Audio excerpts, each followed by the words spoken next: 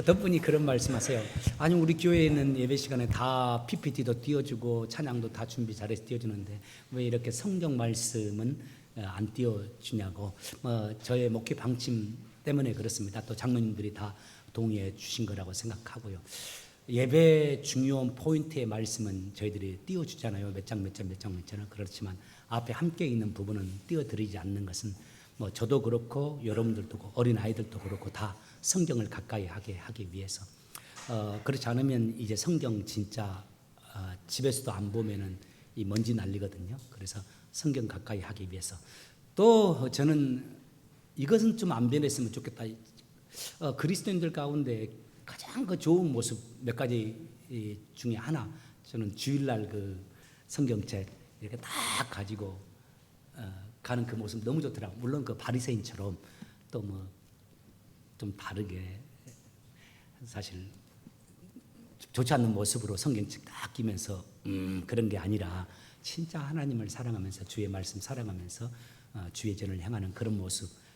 그리고 또 그 과정 속에서 우리 믿음이 자라는데 이를 위해서 저희가 그렇게 진행하고 있습니다. 오늘 좀 길게 말씀 읽었는데 불편하실 것 같아서 미리 또 한 말씀 드립니다. 자, 말씀 시작하겠습니다. 여러분 아시다시피 제가 초등학교 3학년 때부터 목사가 되기 위해서 하나님 앞에 소원했잖아요.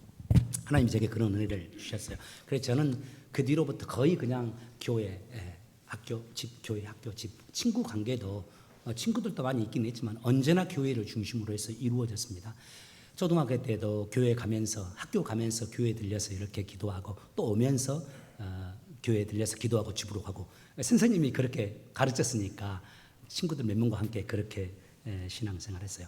그러면서 교회에서 자랐는데 참 제게 좋기도 하고 때로는 왜 그럴까 좀 아니기도 한 가지 교회 영역이 있었어요. 특별히 예배의 순서 가운데. 뭘까요? 여러분 좀 마음에 힘들 때 힘든 예배 순서 없어요?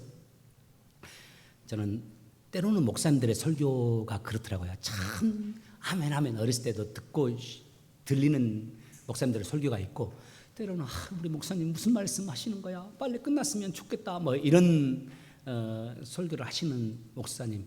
아니 때로는 정말 은혜롭고 감동이 되는 설교를 하시다가도 동일한 목사님이어도 또 때로는 오늘은 무슨 말씀을 하시는 걸까? 왜 이리 가고 저리 가고 막 이렇게 하시는 걸까? 이런 생각을 할 때가 있었어요.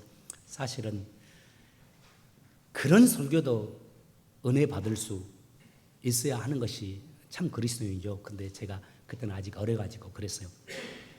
그런데 그런 시간을 지나면서 제가 하나님 앞에 갖는 소원, 목사가 되기 위해서 나름대로 준비하고 훈련하면서 말씀에 관해서는 하나님, 내가 하나님 말씀 설교자로 서는데 하나님 말씀 전할 때 이런 설교할 수 있도록 도와주세요 하고 했던 그 목회 기도가 있습니다. 크게 두 가지예요. 첫 번째, 하나님 좀 들릴 수 있는 설교할 수 있도록 도와주세요. 친구 데려왔는데 전도해가지고 정말 어렵게 데려왔는데 목사님 설교 들으니까 데려온 나도 졸리고 그 옆에 사람도 졸리고 다음에는 교회 못 가겠다 그렇게 하지 않도록, 하나님 세상에 좀 불신자들이 와도 그렇지 그래 동의는 못해도 무슨 말인지 이해할 수 있는 설교는 할 수 있도록 하나님 도와주세요. 이거 지금까지도 설교에 대한 기도 제목입니다. 또 하나 여러분 많이 제가 했었어요. 하나님 저 치는 설교는 하지 않도록 도와주세요. 제가 말씀드렸잖아요. 우리 어렸을 때 저 자란 교회가 워낙 많이 싸우는 교회여가지고, 그럼 우리 목사님이 2년에 한 번, 3년에 한 번씩 바뀌었단 말이죠. 그러니까 이제 강단에서 때로는 좀 힘든 말씀도 나왔어요. 일부러 때리려고 하는 설교는 아닌데 교회가 이제 갈등이 있으니까, 사실 주님의 설교는 이렇게 들으면 은혜도 되지만 이렇게 들으면 또 안 좋을 수도 있어요. 제가 이제 그걸, 그래서 시골에서 보면 우리 부모님이 오늘은 우리 목사님이 누구를 치더라 이렇게들 말씀하시더라고요. 그래서 제가 하나님 앞에, 하나님 저는 치는 설교 하지 않게 해주세요. 첫 번째는 하나님 들을 수 있는 설교를 해요. 들을 만한 설교할 수 있도록 도와주세요. 두 번째, 치는 설교 하지 않게 해주세요. 이런 기도 제목을 갖고 있으면서 제가 나름대로 정한 원칙이 있습니다. 설교 3, 4주 전에 미리 설교를 준비한다. 그러면은 상황에 따라 설교를 누군가에게 타겟으로 할 수가 없거든요. 또 미리 3, 4주 전에 준비하면 설교가 그래도 어느 정도 포인트는 전달될 수 있는 그런 설교는 할 수 있거든요. 3, 4주 전에 설교를 미리 준비하고 있어요. 지금도 마찬가지입니다. 그런데 3, 4주 전부터 참 제가 이 설교 준비하면서 정말 감사하기도 하고 좋았습니다. 오늘 설교 그리고 다음 주 설교예요. 오늘 설교 정말 저는 하나님께 감사하면서 준비했고 또 여러분들에게 나눌 말씀을 보면 나눌 것을 생각하면서 너무 기뻤습니다. 자, 소론이 길었는데요. 정말 이렇게 하나님께 감사하면서 준비했던 설교 두 가지 메시지인데 첫 번째 하나님이 우리에게 주는 메시지 여러분 꼭 듣고 실천하시기 바랍니다. 첫 번째, 선한 영향력의 사람이 되라는 겁니다. 누군가에게 선한 영향을 미치고 선한 영향력을 행사해 주는 그리스도인이 되자는 겁니다. 우리 모든 인간은 함께 살아갑니다. 그리고 함께 살아가면서 영향을 주고 받습니다. 이에 우리는 누군가에게 선한 영향력만 주며 살아가는 하나님의 사람들이 되자는 겁니다. 오늘 본문에 헤롯이 등장하죠. 이 사람이 한 나라의 왕입니다. 헤롯 왕. 우리가 헤롯 왕 하면 예수님을 죽이기 위해서 예루살렘 근방에 있는 어린 아이들을 죽였던 그 헤롯 대왕을 생각하죠. 그런데 오늘 본문의 헤롯 왕은 그 헤롯이 아닙니다. 그 아들 헤롯입니다. 그래서 그 아들 헤롯의 이름이 안티파스예요. 그래서 여러분 책들을 읽어보면 헤롯 안티파스라는 이름들이 나올 건데요. 헤롯 안티파스 그 아버지는 잔인한 왕이었어요. 자기 권력을 위해서 어린아이들의 많은 생명을 앗을 만큼요. 그런데 헤롯 대왕인 아들인 이 안티파스는 그렇지 않았어요. 그가 하나님을 믿지는 않았지만 이 안티파스는 영적인 세계에 대해서 어느 정도 큰 관심을 갖고 있었어요. 특별히 그는 세례 요한을 존중했습니다. 하나님의 사람 세례 요한을. 그리고 더 나아가서 세례 요한을 두려워하는 태도까지 가지고 있어요. 그래서 대부분의 사람들이 학자들이 믿지 않는 왕치고는 상당히 괜찮은 인물로 평하고 있습니다. 그런데요, 이 사람이 꽤 괜찮은 사람임에도 불구하고 그의 마지막은 하나님을 대적하는 자요, 하나님께 저주받는 인생이 돼요. 오늘 본문에 그가 그런 인생으로 가게 되는 아주 치명적인 잘못을 하나 기록하고 있어요. 그가 본래 이 사건 하나 아시길 바랍니다. 처음에 결혼을 아라비아 왕의 딸과 결혼을 했습니다. 이건 정략 결혼입니다. 그런데 시간이 지나면서 그녀를 버리고 그녀와 이혼하고 다른 여인과 재혼을 했어요. 그 재혼한 두 번째 여인이 오늘 본문에 나온 누구? 헤로디아입니다. 그런데 이 안티파스하고 헤로디아의 결혼에는 상당한 문제점이 있었습니다. 이 안티파스가 결혼한 헤로디아가 사실은 이 안티파스의 남동생 빌립이 있었거든요. 지금 안티파스의 남동생 빌립이 있습니다. 그런데 헤로디아가 본래 이 빌립의 와이프였습니다. 자, 감이 옵니까? 안티파스의 남동생이 빌립이었어요. 헤롯 빌립이에요. 그 빌립의 와이프가 헤로디아였습니다. 그럼 사실은 이 안티파스의 제수씨입니다. 헤로디아가. 이 두 사람의 만남이 역사에도 기록되어 있어요. 헤롯 안티파스가 자기 동생 빌립과 헤로디아가 결혼하는 결혼식에 참석했다가 그 헤로디아의 아름다움에 미묘에 반해버립니다. 그리고 계속 그 헤로디아에게 구애를 합니다. 사랑한다고, 나와 함께 하자고. 처음에는 헤로디아가 흔들리지 않았는데 시간이 지나면서 헤로디아가 자신을 사랑하는 이 안티파스가 자신의 남편 빌립보다 정치적으로 훨씬 강력한 위치에 있었기 때문에 이 권력에 대한 욕심을 가지고서 그 남편 빌립을 버리고 헤롯 안티파스와 재혼하게 되어져요. 정신 나간 사람들이에요. 헤롯 안티파스는 그렇게 말할 거예요. 그 감정이 사랑의 감정이라고. 나는 사랑해서 사랑으로 결혼했을 거라고. 그런데 우리 하나님 그거 기뻐하지 않습니다. 그것은 하나님 앞에 죄악이에요. 그래서 하나님의 사람이었던 세례 요한과 헤롯 안티파스의 만남이 주선되었을 때 세례 요한이 헤롯 면전에서 헤롯에게 이렇게 말을 합니다. 자, 18절입니다. 18절입니다. 제가 읽겠습니다. 요한이 헤롯에게 말하되 면전에서 동생의 아내를 취한 것이 옳지 않다 하였습니다. 이 말을 들은 헤롯 대왕 안티파스 반응이 상당히 그런데 놀랍습니다. 당시는 왕이 절대 권력을 휘두르는 시대잖아요. 세례 요한 목숨 날리는 것은 아무것도 아닌 시대입니다. 그런데 안티파스가 세례 요한을 해치지 않습니다. 헤로디아는 그 말을 듣고서 요한을 죽이고자 해요. 세례 요한을. 그런데 안티파스가 세례 요한을 보호해 주기까지 합니다. 죽이지 못하도록. 그 이유가요. 20절에 또 기록이 되었어요. 우리 20절 한번 같이 읽겠습니다. 시작. 헤롯이 요한을 의롭고 거룩한 사람으로 알고 두려워하여 보호하여 또 그의 말을 들을 때 크게 번민하면서도 달갑게 들으니라. 저는 마지막 부분 읽을 때요. 헤롯이 어떤 사람인가를 알 수 있어요. 여러분이 누군가 결혼했는데요. 제가요. 그 결혼 잘못된 겁니다. 하나님 앞에 죄악입니다. 이렇게 말하면 여러분 우리 교회 나오실 거예요? 저 가만두실 거예요? 여러분들이 대통령이면?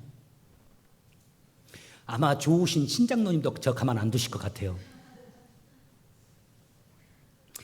번민합니다. 그렇긴 그렇죠. 그러면서 그렇지만 또 달갑게 들어요. 예, 제가 결혼 이렇게 했지만 사실 그렇죠. 말씀 전해 주십시오 하면서 안티파스가 그렇게 반응해요.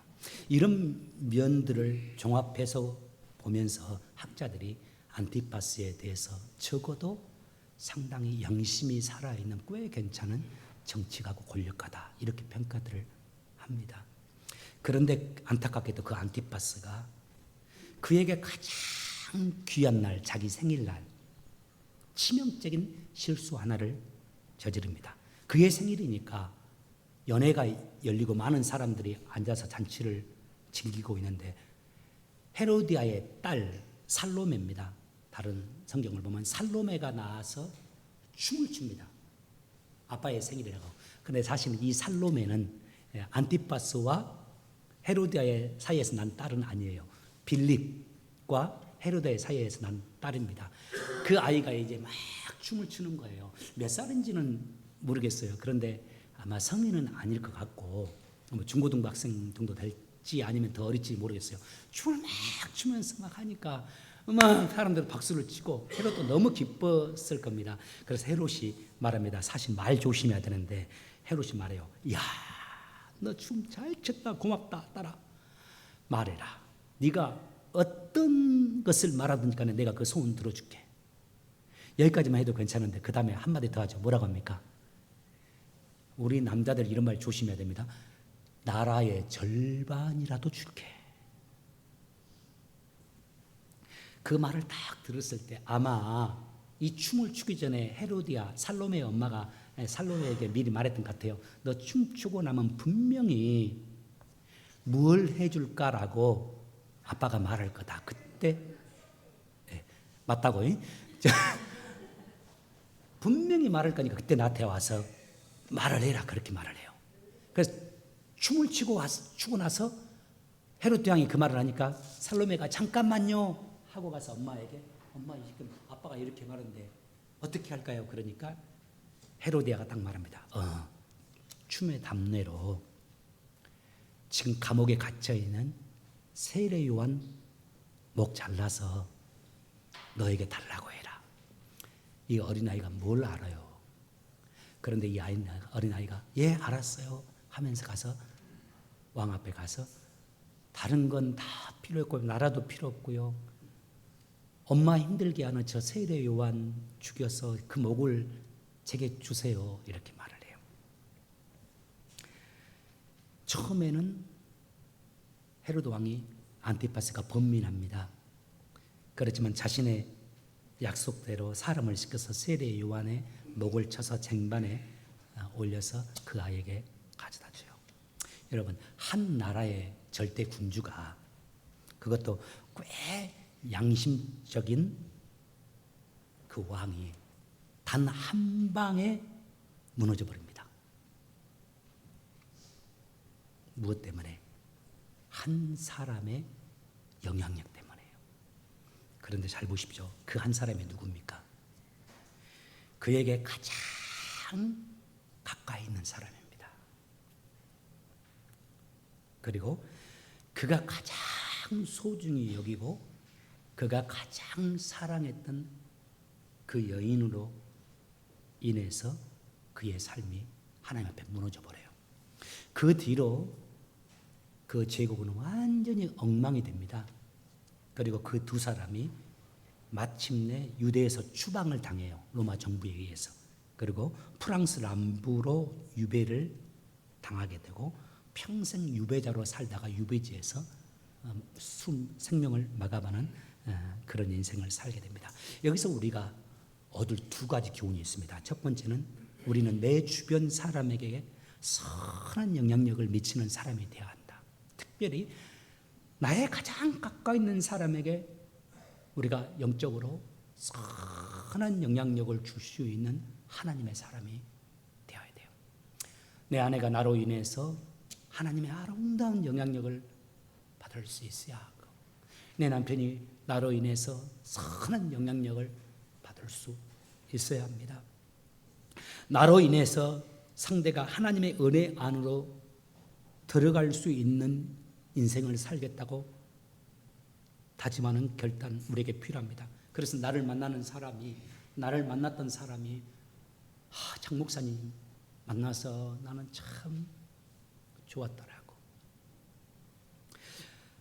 내가 속한 공동체가, 내가 섬겼던 교회 공동체가, 우리 교회는 장원호 목사님이 목회자로 오셔서 참 좋았다고. 내 인생에 하나님의 섭리하에서 이 프리엑스버그 땅으로 내가 와서 정착하면서 살아가게 되었는데, 장원호 목사님 만남으로 인해서 내가 참 좋은 인생 보냈다고. 이런 선한 영향력을 미칠 수 있는 사람이 되길 원합니다. 진실로 우리 모두가 그러하길 바라요. 나와 함께한 이들이 나를 만나서 행복하고 내가 있어서 너무 좋고 나로 인해서 삶에 주의 은혜가 자신에게 흘려 들어왔다라고 고백하는 그 고백들이 저와 여러분의 인생에 함께하기를 주의 이름으로 축원합니다. 아멘. 조금만 더. 아멘.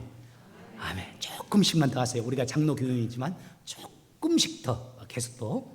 그런데 이와 더불어서 오늘 본문에서 얻을 더 중요한 교훈이 하나 있어요. 바로 이겁니다. 내가 누군가에게 선한 영향력을 주는 사람이 될 뿐만 아니라 선한 영향력을 받을 수 있는 사람이 되는 겁니다. 다시, 내가 누군가에게 선한 영향력을 줄 수 있는 사람이 되는 그런 것도 중요하지만 그뿐만 아니라 내가 누군가에게 선한 영향력을 받을 수 있는 사람, 받을 수 있는 그릇이 되는 것도 정말 중요해요. 우리는 홀로 성장하지 못하잖아요. 반드시 누군가의 영향력 아래에서 우리는 성장합니다. 우리가 한 단계 한 단계 성장하고 성숙하는 그 시기를 살펴보면 반드시 누군가 내게 선한 영향력을 행사해 줬기 때문에 그래요. 하나님은 그래서 사람을 통해서 우리를 키워갑니다. 다시요. 하나님은 우리를 키워가실 때 사람을 통해서 반드시 사람을 통해서 키워가요. 우리는 반드시 누군가의 도움이 필요합니다. 그래서요, 좋은 사람 만나는 것이 가장 큰 축복이에요. 여러분, 지금까지도 많은 인생 사셨지만 좋은 사람들 만나셨겠지만 앞으로도 남은 인생 사는 동안 여러분 좋은 사람들 만나시기를 예수 이름으로 축원합니다. 여러분의 인생에 하나님이 예비하신 좋은 좋은 귀인들이 있을 텐데 그 귀인들 만나시길 바라요. 물론 여기 서 있는 장 목사도 여러분에게 좋은 귀인이 되기를 원해요. 우리 청년들, 특별히 우리 청년들에게는 더 중요합니다. 현서야, 좋은 대학에서 공부하고 있는데 좋은 대학 갔습니까? 거기에서 좋은 하나님의 사람, 내면과 나의 내면과 마음과 영혼과 인생에 좋은 영향을 미칠 수 있는 좋은 사람들이 우리 청년들에게 있길 바라요. 그런데요, 한 가지 안타까운 게 있어요. 많은 이들이 이런 이야기 종종 합니다. 많은 이들이 자신에게 좋은 영향력을 행사해 주는 사람이 없어서 아쉽다고 이야기하는 분들이 있어요. 자신을 귀한 조언으로 이끌어줄 사람이 없다는 것이 아쉽다라고 말씀하시는 분도 있단 말이에요. 그 말씀들 들을 때 말은 하지는 않지만 저는 그 말씀에 동의하지 않습니다. 저는 다르게 생각해요. 저는 하나님께서 우리 모두에게 정도의 차이는 있지만 반드시 우리에게 좋은, 우리 영혼에 좋은 분들을 만나게 해 주신다라고 믿어요. 심지어 악인이라 할지라도 하나님은 그 악인에게 그가 깨닫고 돌이킬 수 있도록 좋은 사람들을 우리에게 보내줍니다. 오늘 본문이 그것을 말하잖아요. 안티파스에게도 하나님 누구 붙여줬습니까? 세례 요한을 붙여줬잖아요. 이 세례 요한이 보통 사람 아닙니다. 세례 요한이 오기까지, 예수님이 등장하기까지 400년 동안 침묵기라고 그래요. 신학적으로 400년 동안 하나님이 이스라엘 백성에게 말씀을 안 해버려요. 선지자를 보내지 않아요. 그리고 400년 만에 한 사람 선지자를 보내서 이스라엘 백성을 깨우면서 예수 앞으로 나가게 만들었는데, 그 선지자가 세례 요한인데 이 선지자를 안티파스에게 붙여주셨어요. 그뿐 아닙니다. 왕들 한번 따져보세요. 진짜 나쁜 왕, 구약에서 누굽니까? 대표적인 거 아합 왕. 그에게 누가 있었습니까? 엘리야가 있어가지고 옆에서 이야기하고 상의하고도 했잖아요. 그런데 안 돼요. 다윗 왕과 더불어서 사울 왕 있잖아요. 사울 왕에게 누가 있었어요? 사무엘이 있었잖아요. 사무엘 한번 만나서 내게 좋은 조언했으면 좋겠네. 사무엘이 왕 옆에 있으면서 여러 가지 조언했잖아요. 하나님은요, 모든 사람에게 정도의 차이는 있지만 좋은 사람들을 붙여줍니다. 여러분, 우리 인생을 한번 돌아보십시오. 우리 삶을 보십시오. 분명히 하나님이 우리에게 좋은, 내게 선한 영향력을 행사해 줄 수 있는 사람들을 붙여주셨습니다. 있었습니다. 아니, 지금도 또 우리에게 있습니다. 하나님은 지금 붙여주셨습니다. 문제는 우리가 어리석어서 그 사람을 못 보는 거예요. 그리고 또 그 좋은 분과, 하나님이 내게 붙여준 분과 함께 갈 수 있는 소양이 부족한 거예요. 이게 문제입니다. 그래서 그 좋은 사람으로부터 좋은 영향력도 받지 못하고 그 좋은 분들이 때로는 내 곁을 떠나게 만드는 그 장본인이 우리가 되기도 합니다. 예컨대 누군가가 우리에게 귀한 조언을 할 때 안타깝게도 많은 경우에 우리가 그 조언에 귀를 기울이지 않잖아요. 그리고 또 세례 요한이 안티파스에게 조언한 것처럼 내게 조금 힘들고 아픈 말을 할 때 그 조언을 우리가 쉽게 듣습니까? 오히려 싫어하고 심지어는 그를 공격하기도 합니다. 결국은 그 좋은 이가 나에게 마음을, 결국은 그 좋은 이가 나에게 마음을 줄 수도 없고 나와 함께할 이유도 없게 만드는 거예요. 그래서 어떻게 됩니까? 홀로 남게 되잖아요. 그러다가 자기만의 세계에 빠지고 미숙의 단계를 벗어나지 못하는 우리의 인생이 되기 쉬운 겁니다. 한 2달 전부터 지금 벌써 2분이 제게 그런 말씀이에요. 목사님은 참 복이 많아요. 뭐예요? 그랬더니 목사님에게는 좋은 사람이 많은 것 같아요. 그래서 참 성도로서 복이 좋아요. 한 분은 장로님이, 한 분은 집사님이 그 말씀을 하더라고요. 진짜 그 말씀 들으면서 그래요? 그렇게 대답했는데 진짜 저는 그랬으면 좋겠어요. 내게 선한 영향력을 행사해 줄 분들, 성도님이든 목사님들은, 그래서 내가 성장하고 성숙해서 더 좋은 그리스도인, 또 더 좋은 목회자가 되어서 여러분들에게 주의 은혜를 흘려보내고 목사님을 통해서 우리가 행복했노라고. 저는 이제 한 10년 사역하고 은퇴를, 길면 10년 생각하고 계획하고 있는데, 그때 여러분들이 우리 목사님 너무 감사했다고, 목사님을 만나서 너무 행복하고 은혜 안에 거했다고 라고 여러분들이 고백하는 그런 목사가 되기를 소망해요. 첫 번째 말씀을 정리하면서 전합니다. 여러분, 우리는 누군가에게 선한 영향력을 행사해 주는 그리스도인들이 되시길 바랍니다. 두 번째, 누군가를 통해서 선한 영향력을 받을 수 있는 하나님의 사람들 되시기를 주의 이름으로 축원합니다. 아멘. 또 한 가지 우리에게 주시는 하나님의 메시지가 있어요. 이 꽤 괜찮은 빌립 안티파스가 무너진 이유가 오늘 본문에 나옵니다. 뭐냐면은 하나님보다 사람을 의식하면서 사는 사람이었어요. 오늘 하나님이 또 이 말씀을 통해서 우리에게 주는 교훈이 이겁니다. 사람보다 하나님을 의식하고 인식하며 살라는 거. 인생을 살 때 사람보다 하나님을 인식하며 살라고요. 26장 27절에 보면 이렇게 말합니다. 왕이 심히 근심하나 자기가 맹세한 곳과 그 앉은 자들로 인하여 그를 거절할 수 없는지나.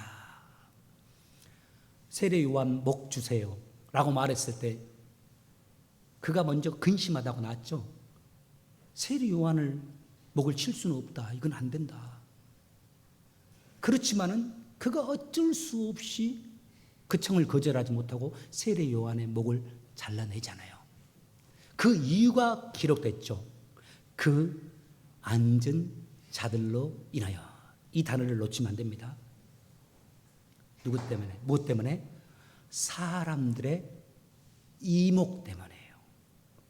만약 왕인 자신이 맹세를 지키지 않는다면, 내 나라의 절반까지 줄게 라고 말했던 그 말을 지키지 않는다면, 잔치에 앉아서 그 말을 들었던 신하들이나 사람들이 자기를 어떻게 생각할까를 질문하면서 그럴 수는 없지 하면서 어쩔 수 없이 요한의 목을 베어서 그 아이에게 주게 만듭니다. 이 사람은요, 꽤 괜찮은 사람이었지만 사람들을 의식하는 눈은 있지만 하나님의 눈을 의식하는 눈은 없어요. 하나님을 의식하는 눈은 없어요. 사람들을, 눈에 보이는 사람들을 보는 눈은 있지만은 눈에 보이지 않지만 지금 역사하시고 옆에 계시는 하나님의 눈을, 하나님을 볼 수 있는 눈은 그에게 없는 겁니다. 16세기 유럽의 종교개혁이 일어날 때 당시에 유럽의 상황이 상당히 좋지 않았습니다. 여러분 아실 거예요. 학교에서 다 배워서. 중세기를 암흑기라고 부르잖아요. 중세 암흑기에 카톨릭 세력의, 종교 세력에 철저하게 눌려 있었던 인간의 사상과 자유가요, 16세기에 제한 없이 인간의 사상과 자유가 표출되면서 유럽의 도시들이 극심한 가치관의 혼란, 정치적인 혼란을 겪게 되잖아요. 그런데 그 많은 혼란스러운 상황 속에서도 유럽의 도시들 가운데 한 도시는 오히려 그 시기에 더 안정적이고 든든하게 세워졌습니다. 여러분 그 도시 혹시 아실지 모르겠어요. 지금 스위스의 제네바입니다. 그런데 그것이요, 당시 종교개혁을 부르짖고 진행했던 사람, 그리고 제네바의 정치적인 지도자 역할까지 했던 사람이 있어요. 누굽니까? 우리 장로교를 출범시키는 데 밑거름이 되었던 존 칼빈이라는 신학자예요. 이분이 종교교역가로도 역사했고 또 나라의 시민들의 원함으로 인해서 제네바의 정치적인 지도자 역할까지 같이 감당해요. 칼빈이 제네바를 세움에 있어서 사회, 경제, 문화, 정치에 이르기까지 모든 패턴을 가장 잘 적절하게 변화시켰다고 말해요. 그런데 그런 칼빈이 그 작업을 진행함에 있어서 항상 그 기준으로 삼는 대원칙이 있었다고 하잖아요. 여러분 아시죠? 그의 좌우명이었던 뭡니까? 코람데오였어요. 코람데오. 여러분 아실 거예요. 이 코람이라는 뜻이 앞에서라는 뜻입니다. in front, 누구누구 앞에서. 그리고 데오가 가십니다. 하나님 앞에서 눈에는 보이지 않지만 지금 앞에 계시는 하나님을 의식하면서 모든 일 하나하나를 결정하고 처리했다는 겁니다. 제네바를 세우는 작업에 복잡하고 여러 작업들이 있었을 텐데 크고 작은 일을 결정할 때마다 항상 먼저 하나님 앞에서 묵상하고 하나님의 뜻에 따라 결정했어요. 모든 일들이 잘 되고 성공적으로 되는 것을 먼저 바라면서 일을 계획하고 진행한 것이 아니라 먼저 하나님 앞에서 생각해보고 하나님의 뜻을 새겨보고 묵상하면서 그 뜻에 따라 결정을 했어요. 그래서 그가 그 혼란스러운 시기에도 그 어떤 스캔들에도 휘말리지 않고 제네바를 올바로 세울 수 있었다고 학자들이 말하잖아요. 저는 질문해 봅니다. 우리도 칼빈 선생님처럼 우리도 장로 교인들인데 우리도 칼빈 선생님처럼 코람데오의 삶을 살아간다면 우리의 삶은 어떤 모습일까? 우리의 일상을 보내는 저 세상 속에서 우리가 살아가면서 비록 세상에 있지만은 그 세상 속에서 하나님 앞에서 내 하나님을 내 앞에 두고 그 하나님 앞에서 모든 일상을 살아간다면 우리의 일상의 모습은 어떤 모습일까? 만약 오늘 주 앞에 나와 있는 우리들이 우리 교회 안에서만이라도 하나님 앞에서 교회 안에서만이라도 하나님 앞에서 생각해보고 하나님 앞에서 말하고 하나님 앞에서 행동한다면 우리들의 영적 공동체는 어떤 공동체가 될까? 이런 생각을 해봐요. 간절히 소망합니다. 늘 저희들 코람도의 삶을 살아가길 원합니다. 성경을 읽을 때도 코람데오, 기도를 들을 때도 코람데오, 설교를 준비할 때도 코람데오로, 설교를 전할 때에도 코람데오로, 이 시간 앞에서 여러분 앞에서 말씀을 전하지만 하나님 앞에서의 말씀을 전합니다. 오늘 식사 준비도 여러분 많이 하셨는데 식사를 준비할 때도 코람데오, 함께 모여서 식사를 할 때에도 하나님 앞에서 코람데오로 교제하는 것, 그뿐만 아니라 저 세상 밖으로 나가서도 가정에서도 학교에서도 세상에서도 직장에서도 코람도의 삶을 살아가는 저와 여러분 되시길 바랍니다. 그 삶을 통해서 우리를 만나는 사람들, 우리와 함께하는 사람들이 살아나고 또 하나님이 내게 보내주신 사람들로 인해서 나도 살아나는 귀한 은혜의 인생 살아가시길 예수 이름으로 축원합니다.